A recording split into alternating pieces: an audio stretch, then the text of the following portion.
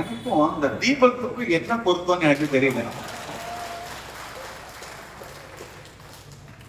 நான் வந்து புதுவளுக்கு ஏற்ற போறாங்கன்னா அந்த தீபத்தை ஏற்ற போறோம்னு கிளம்பினேன். யார் நம்ம தான் நினைக்கிறேன். ஐயா நீங்களும் ஏற்றக்கூடாதுங்க ஐயா, உங்களை ஏற்ற அனுமதிக்க மாட்டாயா, உட்காருங்க அவங்க இடத்துலயே அப்படித்தான் ஒண்ணுமே. ரொம்ப ஏமாற்றமா போயிடுச்சு எனக்கு. பரவாயில்ல, தீபம் ஏற்றுடைய நாள் வரும் உறுதியா நம்புறேன்.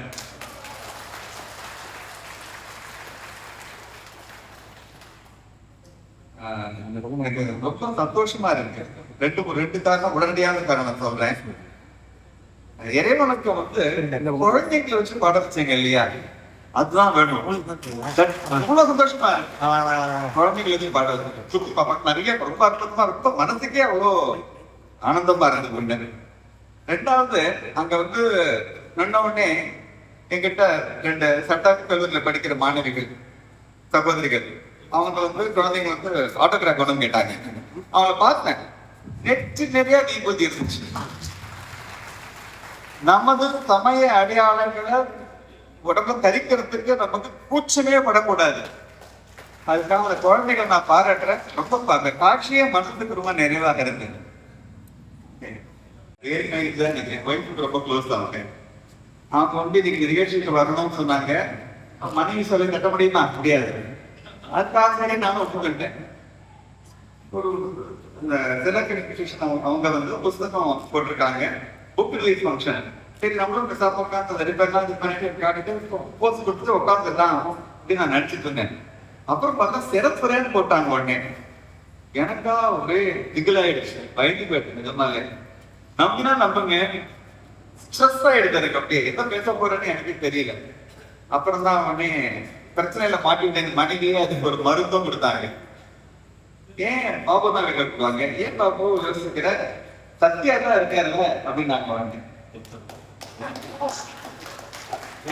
எனக்கு வயசுக்கும் அவருக்கும் வந்து ரொம்ப வயசு வித்தியாசம் கிடையாது. சொல்லப்போனா என் வயசு கூட அவர் வந்து வயசு கூட இருந்தா கூட என் வயசு அம்மா மாதிரியே இருப்பாங்க, பழக்காரு. அண்ட் சத்தியா உங்களுக்கு அவர் மாவட்ட நீதிபதியாக மட்டும்தான் அவருக்கு தெரியும். எனக்கு தெரியும் தமிழ்ல அவருக்கு எவ்வளவு புலமை இருக்கிறதுன்னு எனக்கு தெரியும். எழுத்துலையும் சரி, பேச்சிலையும் சரி.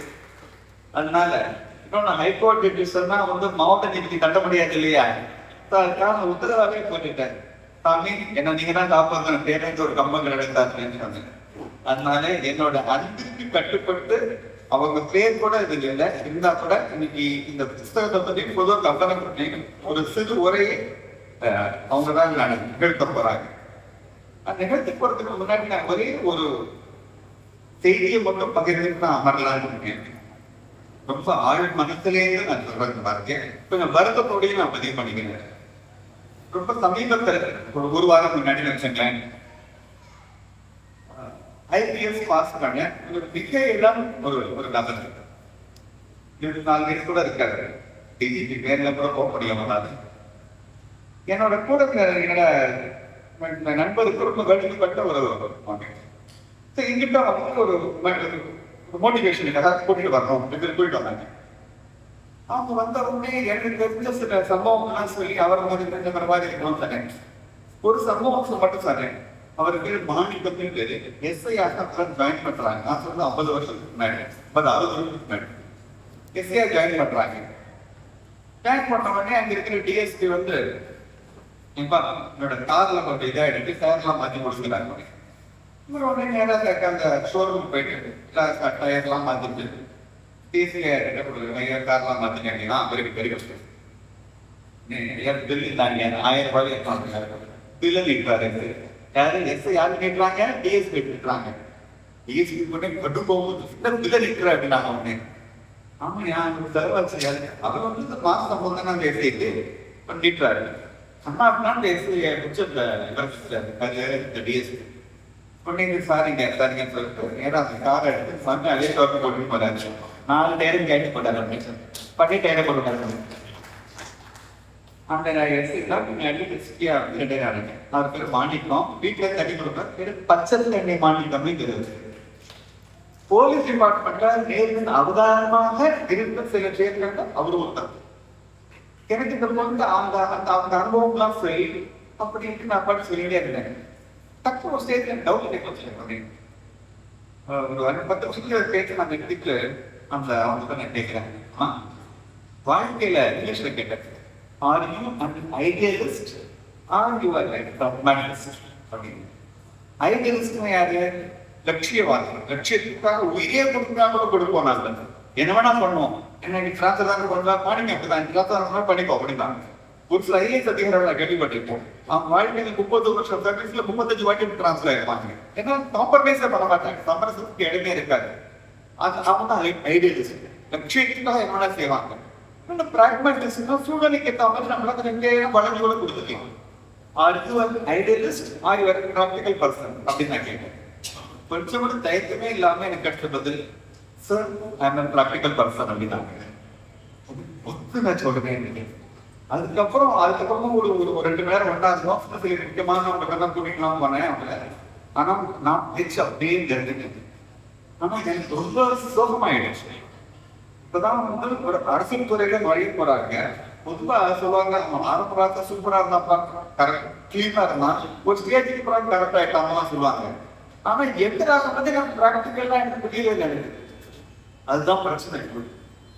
ஏன் இந்த எனக்கு ஏற்பட்டு போன வாரம் ஏற்பட்டது ஏமாற்றத்தையே நான் உங்களுக்கு நான் பகிர்ந்துக்கிறேன் அப்படின்னா, கம்பராமாயணத்தை முழுமையாக அந்த குருவாகிகள் படிச்சிருந்தாங்கன்னா அவங்க என்ன சொல்லுவாங்க, ஐடியலிசம் தான் சொல்லுவாங்க. What is Kambaramayanam? அல்டிமேட்டா ஒரு தர்மத்துக்கும் அதர்மத்துக்கும் ஏற்படும் பிரச்சனைகளை வரத்தான் செய்யும். தர்மம் கஷ்டப்பட்டா செய்யணும். ஆனா இறுதியில் அறம்தான் வெல்லும் அப்படிங்கிற செய்தியை தான் வந்து கம்பராமாயணம் சொல்லிடாங்க. நான் எனக்கு அப்ப என்ன தோணி போச்சு அப்படின்னா, எனக்கு தபஸ் பத்தல, எனக்கு தவம் பத்தல. எனக்கு நான் வந்து கம்பனை வந்து முழுமையாக படிச்சு அப்படியே உருவாங்கினேன்னா என் வார்த்தையில அம்மா அது ஐடியலிஸ்ட் பிராக்டிகல் படுத்தா அந்த அம்மா பேரு எஸ் ஐடியலிஸ்ட் அப்படிதான் பதில் வரும் போது. அதனால நான் வந்து என்னோட செய்தியை நம்ம எல்லாரும் நான் வந்து உங்களுக்கு நான் வந்து ஒரு இலக்கிய விழா, அதனால எனக்கு தெரியாது நான் பேசக்கூடாது. ஆனா நான் இந்தியிலிருந்து கம்பனோட உலகத்துக்குள்ள நுழையதான் நான் முடிவு பண்ணிட்டேன். அந்த ஸ்டார்டிங்க செல்வகிருஷ்ண எழுதிய கம்பனும் பயணம் இந்த புக்கிலேருந்து இந்த புஸ்தகத்திலேருந்து என்னோட பிரயாணத்தை தொடங்கலான்னு இருக்கேன். இன்னும் உடனே வாய்ப்பு இருக்காது. ஒரு 4-5 வருஷம் கழிச்சு மேபி செல்வகிருஷ்ண ஐயா அவர்களே ஒரு புஸ்தகம் போடுவாங்க. இதே தேரடுல சத்தியமூர்த்தியோட உதவியை நாடாமல் நானே ஒரு இலக்கிய உரையை உறுதியாக நிகழ்த்துவேன் என்ற உறுதியோடு விளைவேன். நன்றி, வணக்கம். இந்த புக்கை ரிலீஸ் பண்ணது எனக்கு ரொம்ப ஆனந்தம். ஐயா மனசார பாராட்டுகள்.